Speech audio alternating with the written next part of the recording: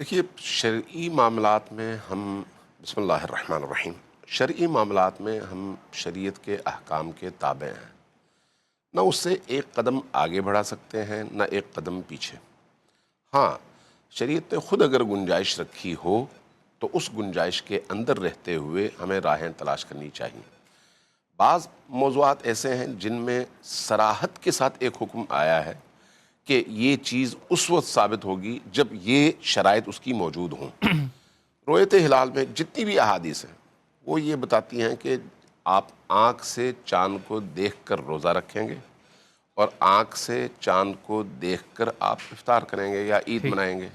ये अहादीस में आया और तमाम अहादीस में जी। मौजूद है, तमाम मसालिक। जी। अब आँख से देखने का मतलब क्या है, इसमें फिर तशरीहात में इख्तलाफात मौजूद हैं।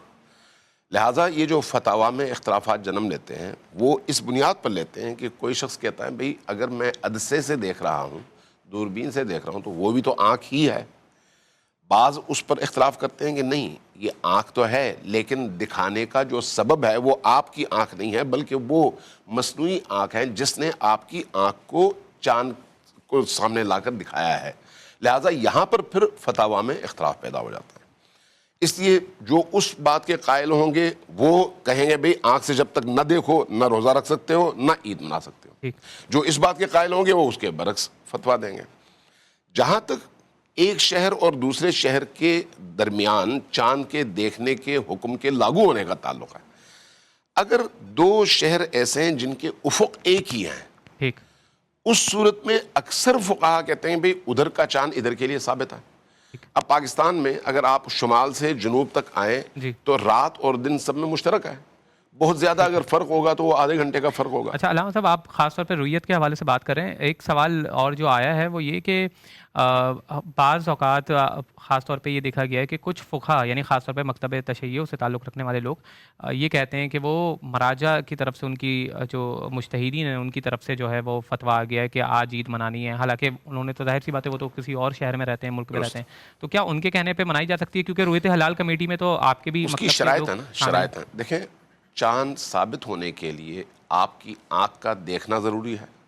अगर आप खुद न देख सकें तो लोग गवाही दें कि हमने चांद देखा है। ठीक। अगर लोग गवाही दें तो उसमें बाज़ लोगों ने शर्त रखी है कि जो देखने वाले हैं उनमें कम से कम 2 आदिल गवाह मौजूद हों। चंद झूठे लोग मिलकर कहें कि हमने चांद देखा है तो उसका देखना काफ़ी नहीं है या ऐलान काफ़ी नहीं है। और इस तरह के वाक़यात होते हैं, ये आपको भी पता है, पाकिस्तान के अंदर तो बड़े इस तरह के वाक़यात हुए। अब अगर एक जम्मे गफ़ीर ने देखा है तो वहाँ पर फिर जब सब ने देखा है फिर आपको मुश्किल नहीं होती। लेकिन अगर 2 बंदे, 4 बंदे, 5 बंदे मिलते हैं जिन्होंने दावा किया कि हमने देखा है, अगर उनके बयानात में इख्तलाफ है तो चांद साबित नहीं होगा। अच्छा। इख्तलाफ न हो, सब एक ही नौइयत के साथ, एक ही एंगल के साथ, एक ही जाविये में देखने का दावा करें और पूछने वाले के लिए साबित हो कि सब एक तरह की बात कर रहे हैं, एक दूसरे के साथ उनका पहले से कोई तवाफुक नहीं है, उस सूरत में चांद साबित होगा।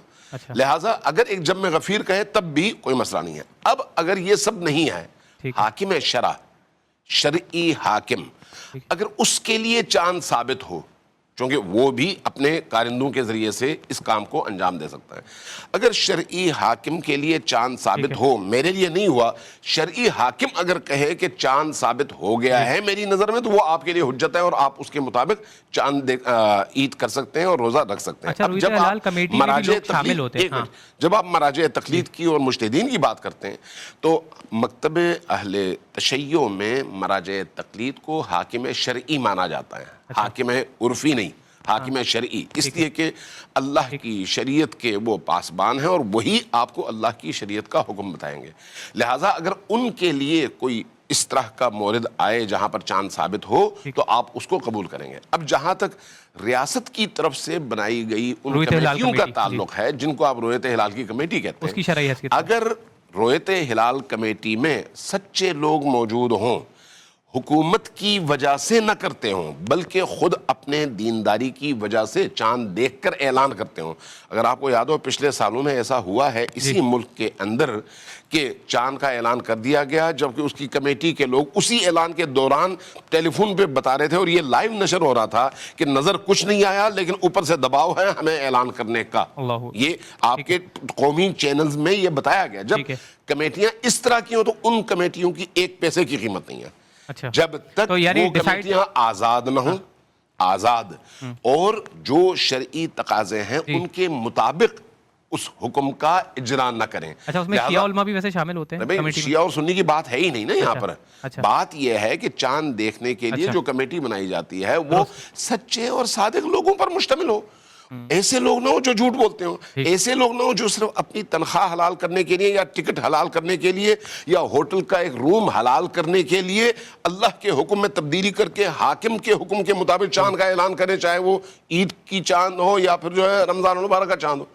اگر ایسا نہ ہو پھر کوئی مسئلہ نہیں ہے. اس میں شیعہ سنی کا مسئلہ نہیں ہے, مسئلہ یہ ہے کہ اس کی دیانت کتنی ہے. لہٰذا اس چیز کو دیکھنے کی ضرورت ہے کہ جو چاند دیکھ رہا ہے اس میں یہ شرائط موجود ہیں یا نہیں ہیں. بات واضح ہو گئی ہے. اچھا ایک اور چیز یہ کہ اگر رویت ہلال کمیٹی کی طرف سے کوئی ایک بیان آ جائے اور ایک بیان آ جائے وہاں سے, دونوں میں تضاد ہو, تو وہی کنڈیشنز جو آپ بتا رہے ہیں وہی دیکھی جائیں گی اسی بنیاد پر. شرائط شرط ہے, شرائط معیار وہ شرائط ہیں, شرعی شرائط.